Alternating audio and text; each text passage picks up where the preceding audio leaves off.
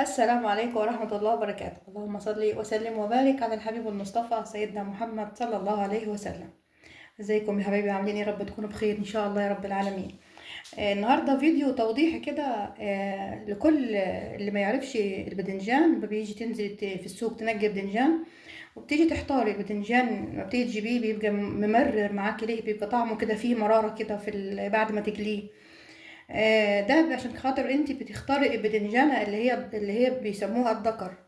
تمام. لكن انا النهارده جايه اقول لك ازاي تختاري الباذنجانية الصح اللي هي هتديكي طعم مسكر في الجلي او اي عموما لو طبختيها مثلا.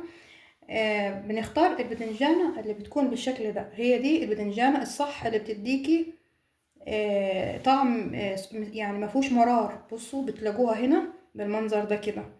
بتلاقوها هنا كده يعني عريضة. تمام. الحتة دي عريضة. العكس بتاعها بقى اللي ما نشتريهوش او يعني اللي هو بيبقى مرر، يعني ممكن تستخدميه، ممكن لو هتسلقيه وتعمليه مخلل، ممكن اللي هي الذكر اللي هي بيبقى فيها نقطة، يعني دي بتبقى مش كده عريضة، لا بتبقى متكوكة كده هنا كده، بتبقى غرزة كده هنا بس كده.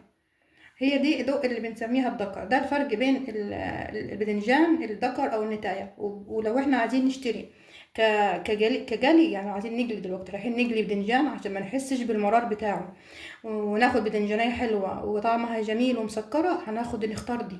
يعني واحنا كده في السوق كده بنشتري باذنجان نخلي بالنا اهي زي كده. تمام. طبعا انا يعني عشان انا كلهم مختارياهم نيتي، فما عنديش دلوقتي اوريكم اللي هي النوعيه التانية. بس انتوا كده خدوها اللي هي بالعرض دي كده، تبقى هي ايه، تبقى دي النتايه. دي اللي بتنجوها وتنجوها. بصوا تدوسوا كده اهو، بصوا تدوسوا كده تلاقوها ايه، تلاقوها طريه. تمام. اهو زي كده زي ما انتوا شايفين. لو لقيتوها يابسه كده او ناشفه في اي حته هنا، دي تعرفوا ان هي كده ايه، يعني لا تنجوا واحده غيرها، مش هتبقى صالحه ان انت ايه تاخديها. دايما تنجي البدنجانية اللي بتبقى طريه وبيبقى هنا الحته دي من تحت هنا دي كده بتبقى بالعرض. دي البدنجانية بتطلع معاكي مسكره وطعمها ايه، طعمها جميل.